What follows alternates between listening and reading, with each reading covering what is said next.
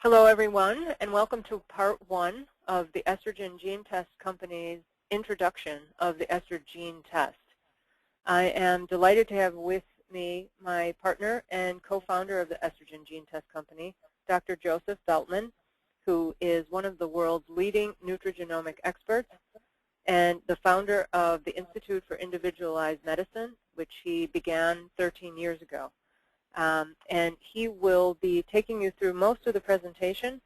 And if you have any questions, please email us at info@estrogengenetest.com.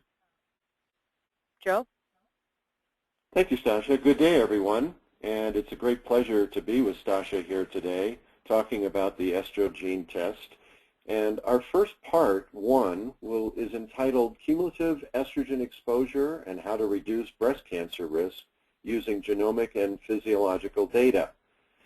This overview that we're going to be providing for you today is really looking at the health of women, not only to be informed, but be smart about how the estrogen that they're taking is being metabolized in the body.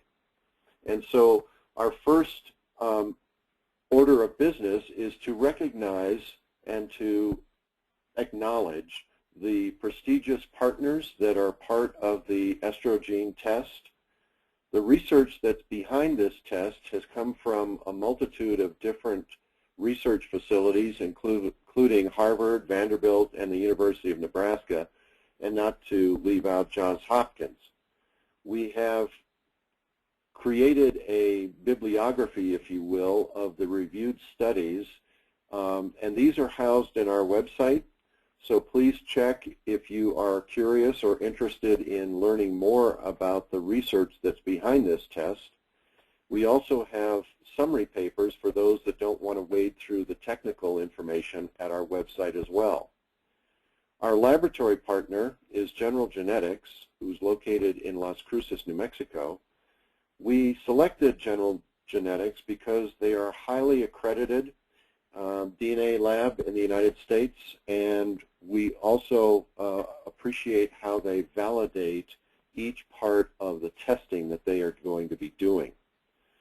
As Stasha mentioned, I am the Chief Scientific Officer. I have been doing genomic testing and nutrigenomic interventions for the last 13 years. My practice includes everything from evaluating people's DNA as it relates to both the chronic disease prevention as well as working with individuals who are looking for individualized strategic treatment plans if they've been diagnosed with a chronic disease.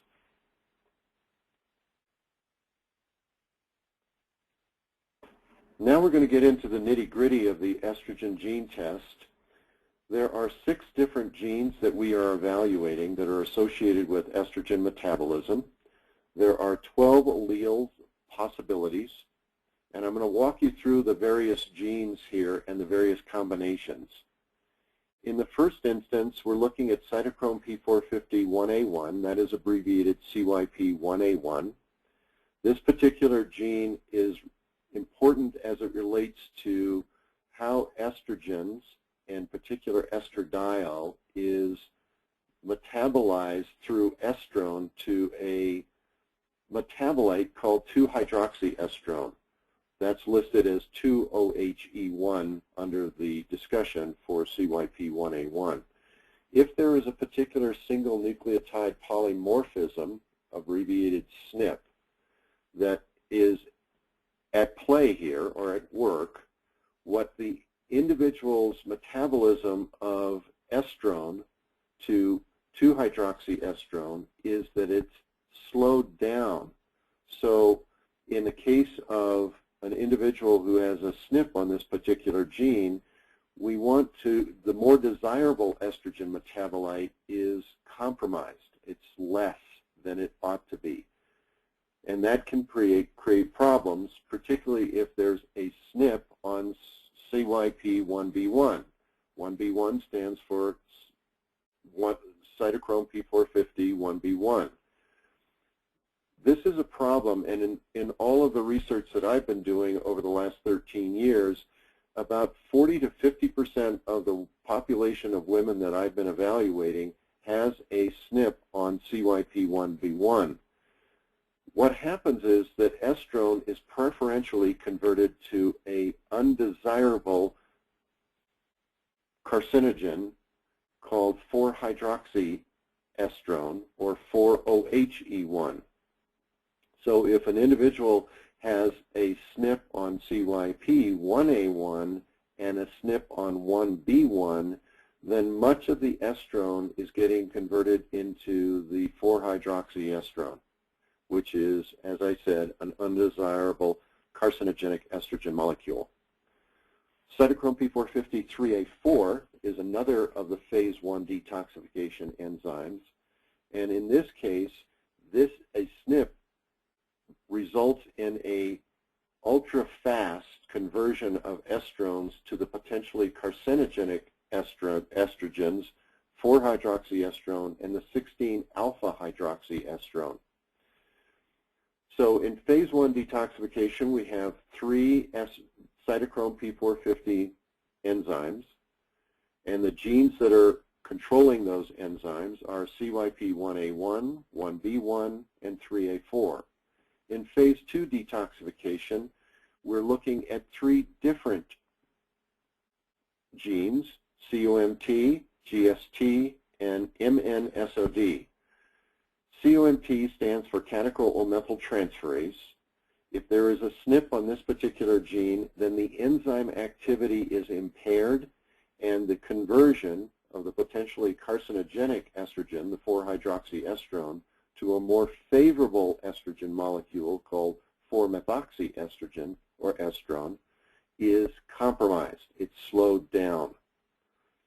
Likewise, in the case of GST, there are 3 different alleles that we are looking at: GST-M1, GST-T1, and GST-P1, and these stand for the glutathione S-transferase enzymes. Again, when you have a SNP on GST, either M1, T1, or P1, the gene slows down the conversion of these potentially carcinogenic estrogens, the 4-hydroxy, to a more favorable glutathione conjugate. If that's the case, then at least in phase 1 and phase 2, there is a compromise of a woman's ability to metabolize estrogens.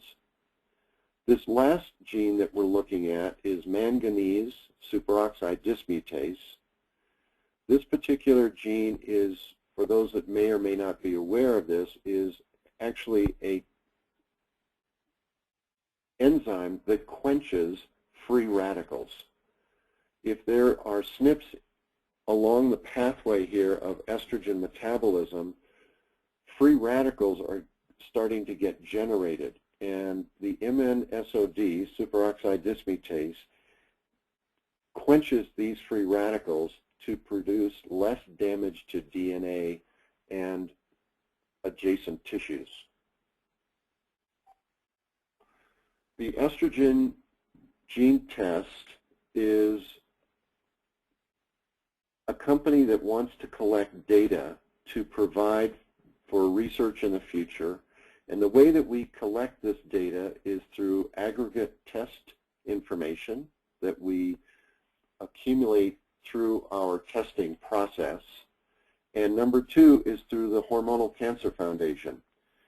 As part of this foundation, we have an ongoing study to track the patient's health and welfare over the life of that they are part of the estrogen gene company's data.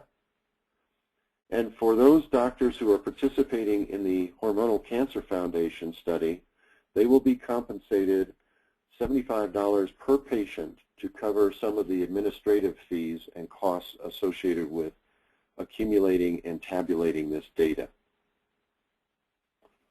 So pricing for the EstroGene test is recommended at $550 in the United States.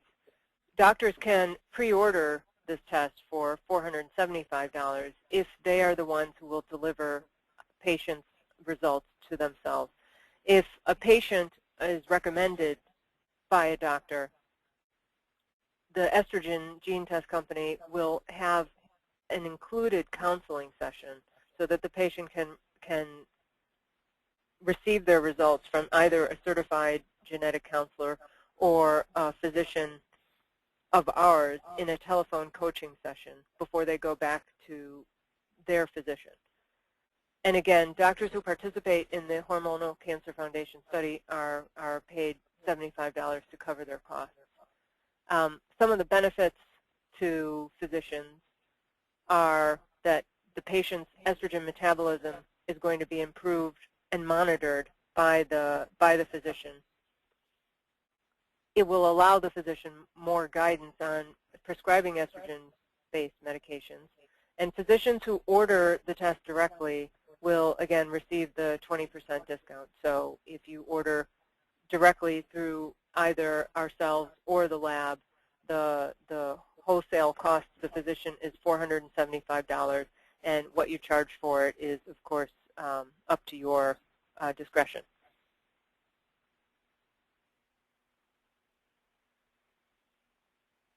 Joe? Yes, we recommend that all women get tested to evaluate their estrogen metabolism. We also feel that about 50% of the OBGY patients will fit our criteria, and part of the estrogen gene test is allowing physicians to identify where there are particular hang-ups in a woman's estrogen metabolism and to be able to provide specific recommendations and action steps for that woman to either modify or circumvent some of these gene pathways. We got interested in doing an estrogen gene test because if a woman has SNPs in particular targeted areas of her estrogen metabolism, that can increase her breast cancer risk up to 13-fold, which is significant. And one of the things that we want to make sure is our report to the physician, as well as to the patient, is self-explanatory and can be a guide on what to be using next as part of the action steps that the physician decides to take. Here we see, this is a sample report of the results of a particular woman's gene profile. In the case at the top, you'll see that there is a gene allele that we're looking at, the patient's genotype, the patient's phenotype, and the results. In this case, the allele that we're looking at under cytochrome P450 1A1 is star 2A. The patient's genotype is star 1/star 1. She has normal enzyme activity, and as a consequence, she's the wild type. If there are a particular SNP on that particular patient's genotype, it will appear as either a heterozygous, meaning one of the genes has a polymorphism, or in the case of homozygous, both the genes have polymorphisms associated with it. So as you can see, under the CYP1A1, we talk a little bit about what this particular gene and enzyme does as it relates to estradiol and its conversion to the 2-hydroxyestrone. And in addition, we also want to inform these physicians about the function and activity of this particular enzyme as it relates to 1B1 and 3A4. This is a sample of the summary report. Again, we repeat the allele, we repeat the phenotype, and now we start getting into the action steps that are broken down into specific dietary protocol recommendations and lifestyle changes. In the case of cytochrome P450 1A1, where there is a particular designation of a gene polymorphism, we have decreased enzyme activity, and therefore we are recommending specific dietary protocols, a supplement called DimPro Plus. We also include here a reference for those individuals who want to check out the literature to see how this particular supplement has been used in research and the effects of DimPro Plus on cytochrome P450-1A1. We also recommend that the individual avoid specific things like cigarette smoke, charbroiled meat, and exhaust fumes. And one of the features that we are providing for healthcare professionals is to get them to start thinking in terms of monitoring any of the interventions that they're recommending. And we can do this through specific testing companies that are located here in the U.S. by measuring urinary 2-hydroxyestrone ratios, as well as looking at the 4-hydroxyestrone values. We can do the same thing, as you can see, under the dietary protocols for cytochrome P450-1B1. Again, this particular individual is heterozygous, and therefore she has an, remember, this is her enzyme activity is upregulated as opposed to downregulated, and therefore the DimPro fish oils and DHEA are being encouraged here in the case of DimPro and fish oils to upregulate cytochrome P450-1A1. We also want to make sure that we measure urinary 4-hydroxy, 2-hydroxy, and the 16-alpha hydroxyestrones. In the case of manganese superoxide dismutase, we have an increased availability in the mitochondria, and so we want to make sure that there are sufficient antioxidants to neutralize any free radicals that are being generated because there is a particular SNP on GSTP1, as you can see in the next box.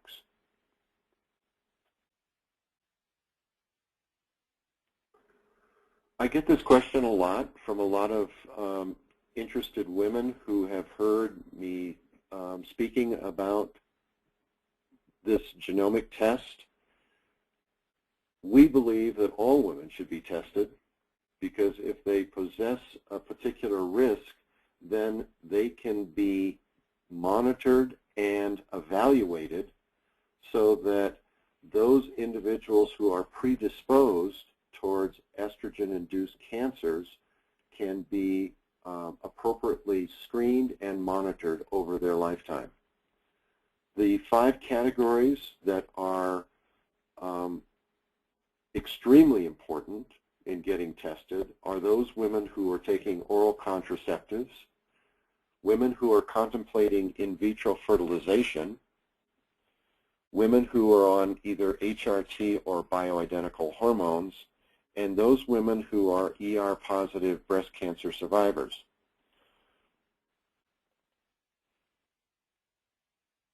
We know that cumulative estrogen exposure is a critical risk factor as it relates to someone's susceptibility or predisposition towards an ER-positive breast cancer tumor. With the EstroGene test, what we're helping physicians identify are those patients who are at greater breast cancer risk based on taking any kind of exogenous source of estrogen, whether it's HRT or whether it's oral contraceptives or whether it's bioidentical hormones. We know, for example, 5% of women taking HRT will develop breast cancer. But how valuable would it be if we knew in advance who that 5% will be? I think that's a very, very strong argument for doing the EstroGene test. We also encourage the physicians to prescribe estrogens precisely and to mitigate any risk factors associated with that woman's inherited traits for developing ER-positive breast cancer. For those that like flowcharts, this clinical algorithm helps identify where testing would be appropriate, whether it's prior to starting an estrogen regimen, during or after estrogen treatment, or whether that particular woman needs to be evaluated at the metabolic level to indicate whether that intervention, based on the genomic testing, has been beneficial, or if certain dietary recommendations need to be tweaked based on the metabolic levels of these estrogen metabolites in a woman's body. I've been doing an ongoing longitudinal study for the past 10 years looking at those women in the neighborhood of 350 who have had no disease. They've not been diagnosed with ER-positive breast cancer, but are predisposed based on their genome. So the goal here is to prevent the disease from occurring in these women who are either premenopausal, perimenopausal, or postmenopausal. Many, many, many of these women have a SNP either on the CYP1B1, COMT, GST, M1, T1, P1, and the MNSOD. What I have identified is that by improving estrogen metabolism through these genomic interventions, it's not only a psychological benefit because the woman is feeling that she is proactive in being able to mitigate any breast cancer incidents, but it also helps her see that these interventions are actually doing their job. From the physician standpoint, if you don't see any improvement in these estrogen gene metabolisms, then there's an issue, perhaps, with compliance in taking these dietary recommendations.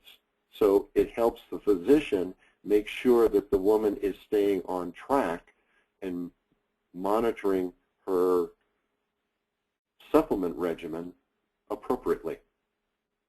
The second category of women that have been studying over the last 10 years are those that have been diagnosed with ER-positive breast cancer. There are 75 postmenopausal women who are currently being evaluated.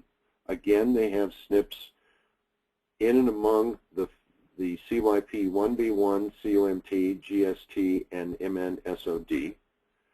Again, it goes back to helping the physician monitor the genomic interventions and making sure that the nutrigenomic interventions that the woman is taking are actually doing the job that the physician is wanting to see. This completes part one of our webinar today.